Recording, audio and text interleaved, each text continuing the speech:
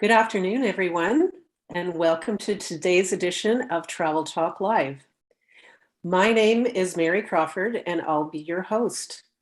Josie Padzior will field questions afterwards. We'll have about 10 minutes for those, and please enter those in the chat. Today's presenter is a self-confessed gardenaholic.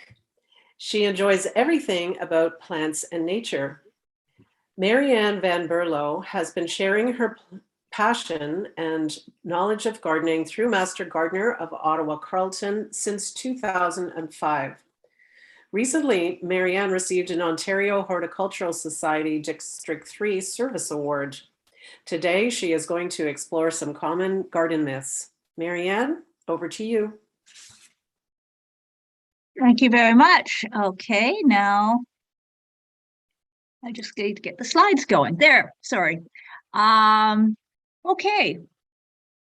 There are some garden myths that have persisted through the years, and we need to look at why we have these garden myths and what we can learn from them and how to improve our knowledge. So let's get right into it. Look at the first common garden myth. This time of year, or for the past month, we've been reading these memes telling us not to cut the dandelions, to leave them for the bees. They're the first source of food for the bees.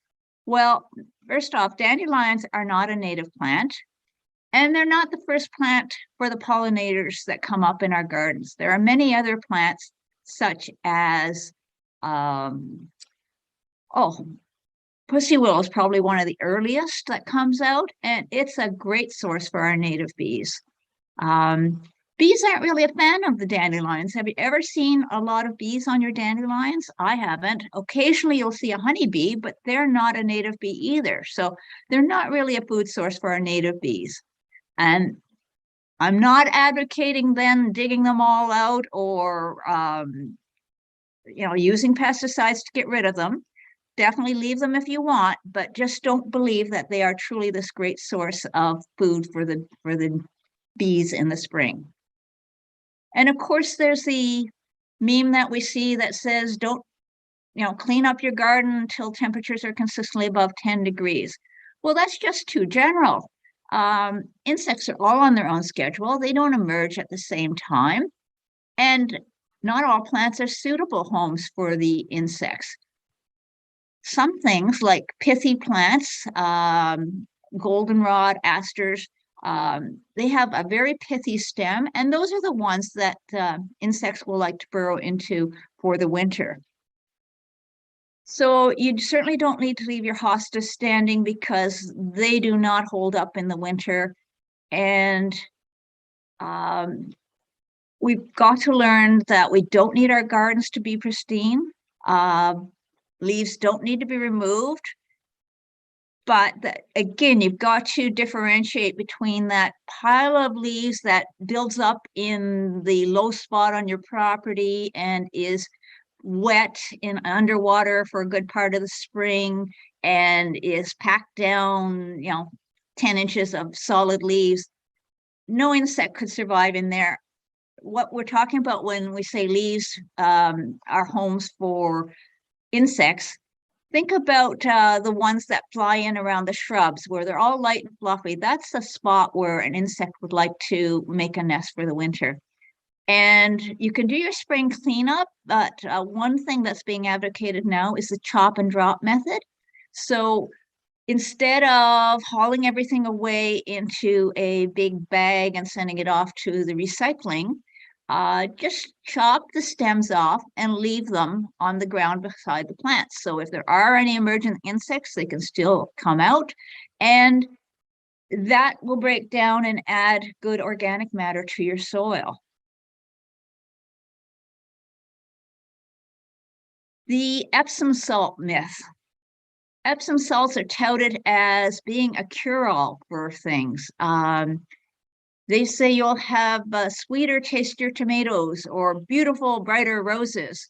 Well, it's true that Epsom salts are a good source of magnesium, but that assumes that there's a magnesium deficiency in your soil. And to be quite honest, magnesium is quite abundant in the soil. So unless you've had it tested and know that there is a deficiency, do not think adding Epsom salts is going to have any value to your garden soil.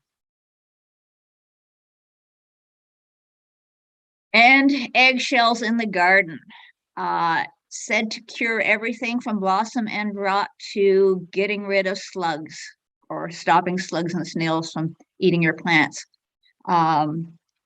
First off, yes, eggshells do contain calcium. That is true.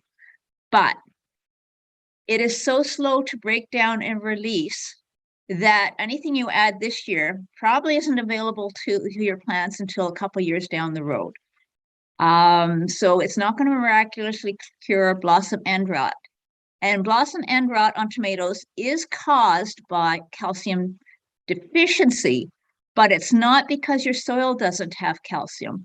It's because of inconsistent watering. So if there's no water in the soil or moisture in the soil, the plant can't take up the nutrients that are there. So you need to make sure that your plants, your tomato plants, and most vegetable garden plants get watered regularly.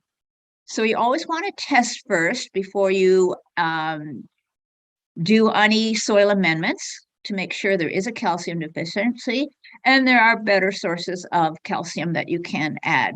So these are better suited for the compost pile. And as I said, it's very slow release. Now, the myth persists that it will deter slugs. And again, I've seen slugs crawl right over. I know some people swear by this, but you know, to swear by something or to do a scientific test, you have to have a control study, you know, the same hosta in the same conditions without the eggshells and one with the eggshells. And then you can probably, you know, surmise whether or not it's actually helping. Adding coffee grounds in the garden. Again, all kinds of claims that it deters pests, it's very nutritional, it adds acidity to the soil, it improves fertilizer uptakes. That's actually false. Coffee grounds do contain some acidity, but the pH is water soluble in coffee grounds. So when you're brewing the coffee, most of that acidity comes out. So what is left is coffee grounds that are very mildly acidic, but that also breaks down very quickly in the soil and has no real impact on your soil. There is some benefit. There are nutrients in it. But if you use too much of it, they actually form a really dense, cakey mat, and they can inhibit seed germination. So do not think that they're a magic cure-all. And again, anything like this, too much is a little bit of a good thing's good, but too much is bad. So add them to your compost, get a well-balanced compost going, and then, you know, allow those nutrients to be added to your soil. Corn gluten meal, touted to stop weed seeds from germinating. We always are told apply it when the forsythias are in bloom because that's when certain lawn seeds start to germinate. It does have a limited effect. If you read some of the studies, it says that if you apply it properly and at the right rate, it will stop the seeds from growing. What happens is the seeds actually do germinate, the radicle, that first root comes out, but then it inhibits any further roots from forming, and of course that seedling dies. So as I said, timing is critical. The studies have revealed that it's most effective within the first 2 weeks. It starts decreasing consistently after that. So you'd need to apply it probably at 4 weeks. Weather conditions has to be dry when you apply it. The application rate has to be quite high for it to have an effect, but it is a good source of nitrogen. And to be honest, when you look at Scott's Turf Builder in the store, you'll see that it says 100% corn gluten meal. So you are applying it, you're getting some benefit from the seed, stopping the weeds, stopping, well, I won't say germination, but stopping the seed from developing its roots. And it is a fertilizer, it is a nitrogen source. So it's still good to use, it's natural, it's safe, but don't assume it's going to take care of all your weed problems. And this one goes around every year, that you get house plants because it's going to purify the air. This is all based on a NASA study that really did take place back in the 70s or 80s. But the number of plants that you'd need to clear the air in your average size room, well, you probably wouldn't have too much room to move around if you had that many plants in the room. So don't grow them because you think you're purifying the air. Grow them because you love houseplants.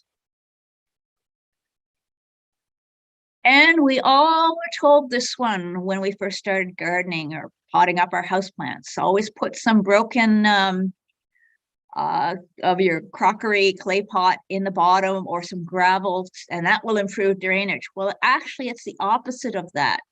When you look at the picture on the left, and as it says, the wettest soil is at the bottom, and that's because of the wicking action of the soil itself. And if you add a layer of that gravel, you still got the moistest soil at the bottom, but now you've moved that moist soil up to be in contact with your roots. So you don't want that. Of course, that's going to lead to rot. So let's put this one aside and not add any more gravel to the bottom of our pots. Everyone's always saying, what do I do to acidify my soil around my rhododendron? And people say, add the coffee grounds, which we already talked about, or add pine needles. Well, that again isn't 100% accurate. And I think part of the problem is because people associate acidity with the pine tree. Well, it's true that pine trees do like to grow in acidic soil, but that's, just the conditions they like. It's not the needles that acidify it. It's just they like to grow in acidic soil.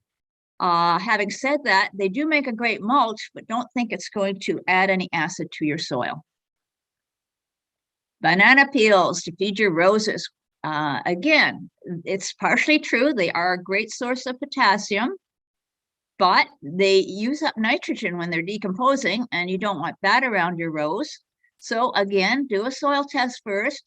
And yes, add those bananas to your compost, or banana peels to the compost bin, because they are a good source of potassium, but just too much of a good thing again. Don't want that buried at the base of your rose.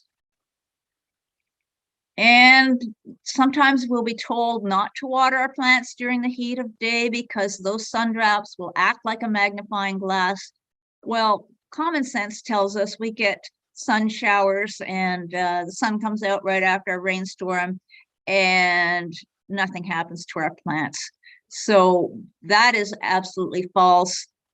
Early morning is better for watering just because your plant has a chance to take it up before it's stressed and before the heat of the day, before it all evaporates, but not because it's going to burn your leaves. And sometimes people will tell you that if you've got clay soil, just add some sand to it. Well, that's a bad idea because clay and sand and water basically are mortar ingredients. So that would just pack it down completely. To add it, you'd almost have to add 50% sand to the clay to get something in between, which we would consider a loam. The better solution if you've got clay soil is always to add organic matter.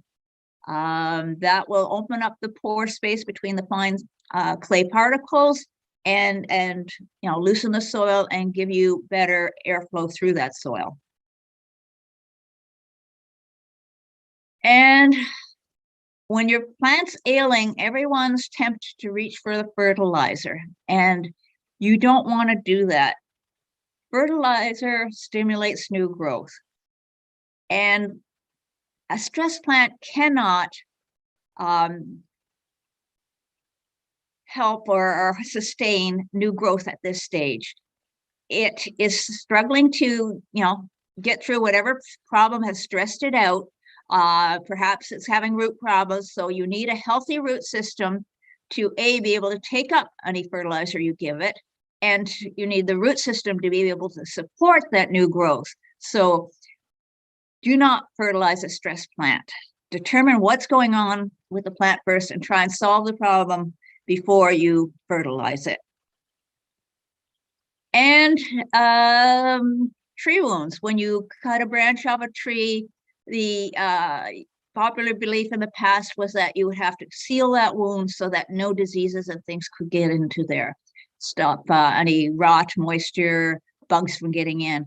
Well, now we know that the tree collar of around any branch has all the DNA, the healing DNA, right within that tree collar to help heal that wound.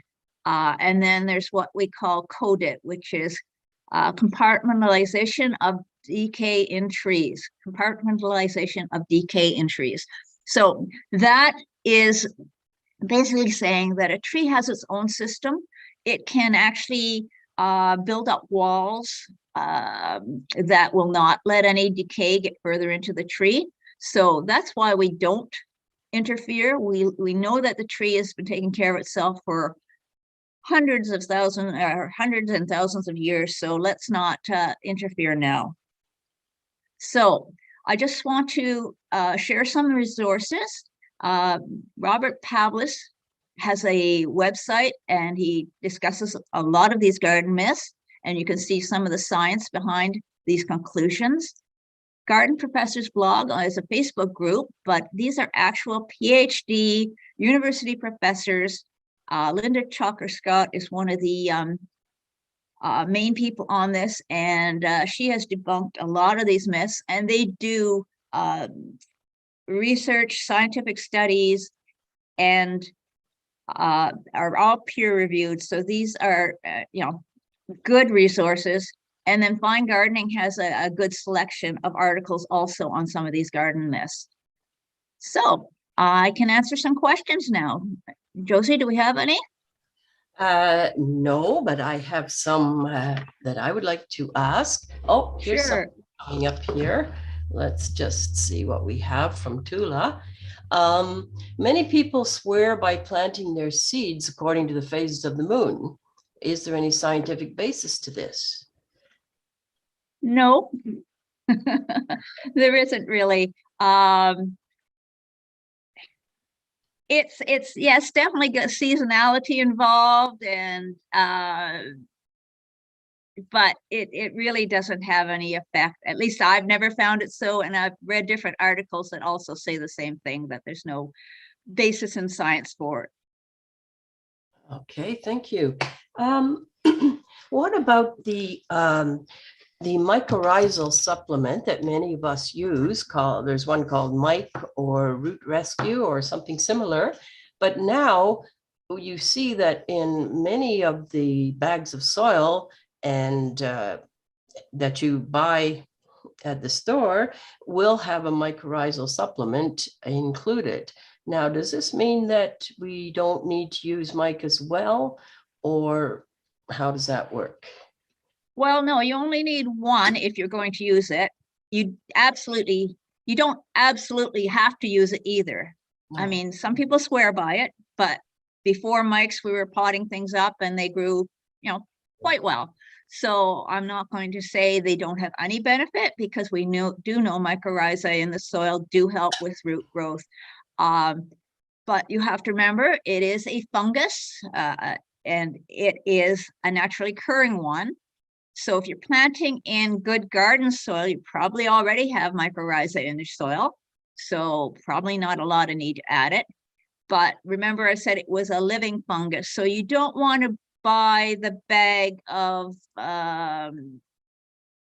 potting soil that's been sitting outside all winter either, or been blazing in the hot sun, because that fungus could be killed off by those extreme conditions. So and that's the other thing. If you buy a tub of mics and think I'm going to leave it in the garden shed for the winter, you may have just an inert powder in the spring because, the weather may have killed all the fungal spores off.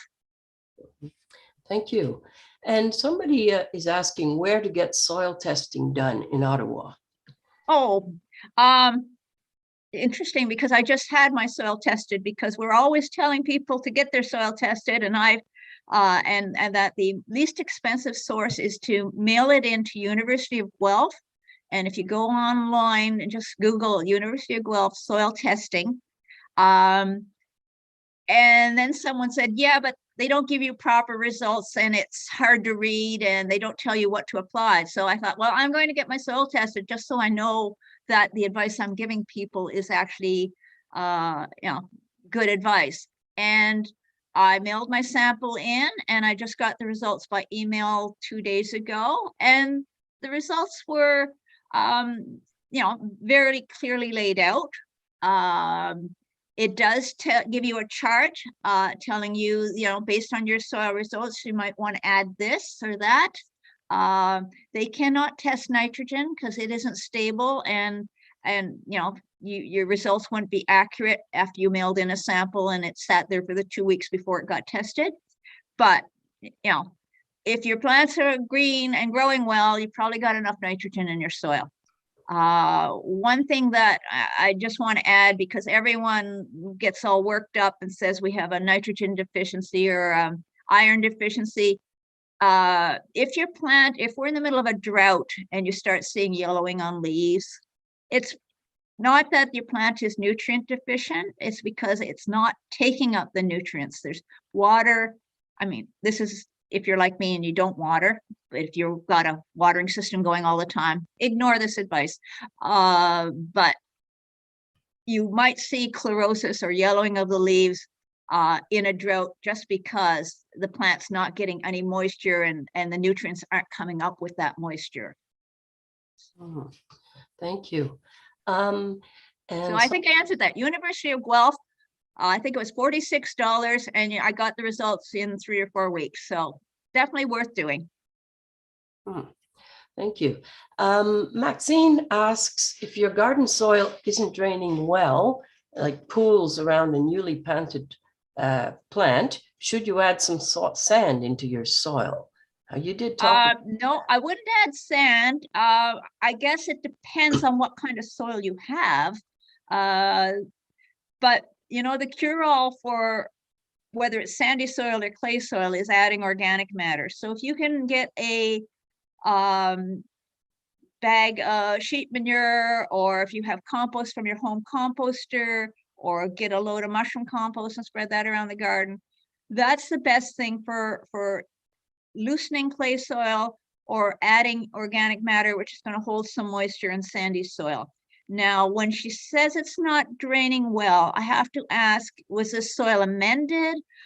Because one thing we were discussing on our Facebook group just recently is that black earth, those bags of black earth, we all think it's very good and rich, but it actually isn't.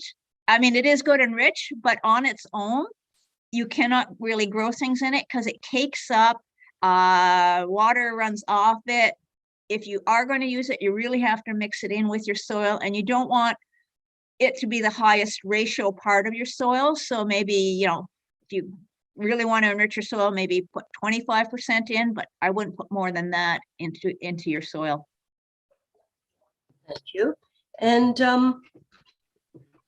probably most of us have problems with squirrels digging in the garden and actually making the soil a lot drier with their holes. I understood that they didn't like garlic, but they're right in there digging in the garlic. I was thinking of making some garlic juice.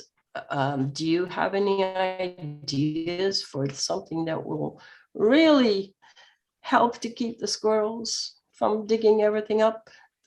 No, I really don't have the magic bullet on that one. I have a terrier, but he digs bigger holes than the squirrels. I have a lot of nut trees, which keeps them busy and gives them a good food source. But then I'm pulling baby oak trees and baby walnut trees and baby shagbark hickory trees out of my gardens all the time. I don't think there's a real solution. Again, a lot of people will say squirrels eat their succulents, or will take a tomato and take a bite out of it. That is usually they're looking for water. So as counterintuitive as it sounds, putting a bowl of water out for the squirrels will sometimes stop some of their destruction, because they will drink from that instead of just taking bites out of your succulent plants, your juicy plants. Some people feed the squirrels so that they stay away from their plants, but I think that's just going to bring more squirrels in. So I don't think I'd recommend that one. No. Okay. And I'd like to ask about mulch depth, because I know it seems that very often people think that little mulch is a good thing, so a lot of mulch must be even better. But there are limits, and I've seen many cases where people have 5-6 inches of mulch. What do you have to say about that? Why it's not a good idea? Perhaps. Well, again, it's going to depend on what type of mulch you're using. If you're using the shredded cedar mulch that mats together really tight, if you add 5 or 6 inches, I don't even think moisture could get through that. Let alone any airflow through to your plants. Remember, plants need oxygen, and they get that through their feeder roots, which grow along the surface, and they may not be able to get the oxygen and moisture they need with that much mulch. And then we always say don't cover the crowns or put it right against your trunk. Well, once you've got that much mulch, it's really hard to control it from not sliding down into the well around your tree or your plant. So and of course you're really limiting if you want any self-seeding annuals. If you have that much mulch, you certainly won't get poppies coming back the next year, that kind of thing. If you're using arborist wood chips, they're a little coarser. They don't seem to mat down as much, but again, 5 or 6 inches is excessive. I wouldn't go more than 3 or 4 inches. Thank you. And we do have another question. Can you put all your house plants outside during the summer? That will be the last question. All, I don't know about all, but most of them, yes. Just don't put them in full sun. Even on your, like I have a covered patio, so I put most of my plants out there, A, to harden off, and B, if it's something that is a little bit likely to burn, like if it's an understory tree in the understory tropical plant, and we grow it as a house plant, that means it needs low light. So your orchids and things probably don't want full light. So if you have a covered patio or shady area where you can hang them from a tree, that would be the better spot for those. If you have, what have I got? I've got a rosemary plant over there. I've got an aloe, that would be fine out in full sun. I mean, I've got a number of things that I move out, like my hibiscus that goes in and out. It's out wise for the summer. That one is hardening off today out in the shade, but come when once it's hardened off, or come real summer, it will be out in full sun for the summer. So you need to know your plant before you decide to bring it outside. But most of them do like a nice tropical vacation. There is one more question, but I don't know if there's enough time for it. I have 12:58. Yeah, about quick answer. tilling the soil or not. I believe in the no-till method. So my veggie garden has not been tilled since I started it, and that's about 10 years ago. There are microorganisms that live in that top layer soil, and these are the microorganisms that help with the uptake of nutrients. And they need oxygen, just like everything else. So if we constantly turning our soil, we're burying those microorganisms and cutting off their supply of oxygen. So yes, the ones that survive will repopulate, and you'll have a whole new crop of them. But each time you're setting back, you're slowing down the health of your soil. So to me, the no-tilling method is better. You're not churning up all those weed seeds every year. You're leaving those microorganisms. It's less work. So, why would we do it? Thank you. Great. Thank you so much, Marianne. I think we could sit here all afternoon and pick your brain about various things to do and not to do. In the garden, it just kind of opens up so much. So we really thank you for sharing this. Josie, thank you for fielding the questions. Thanks to all of you for coming.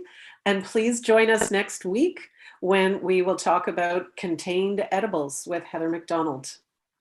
Thank you so much. Thank you.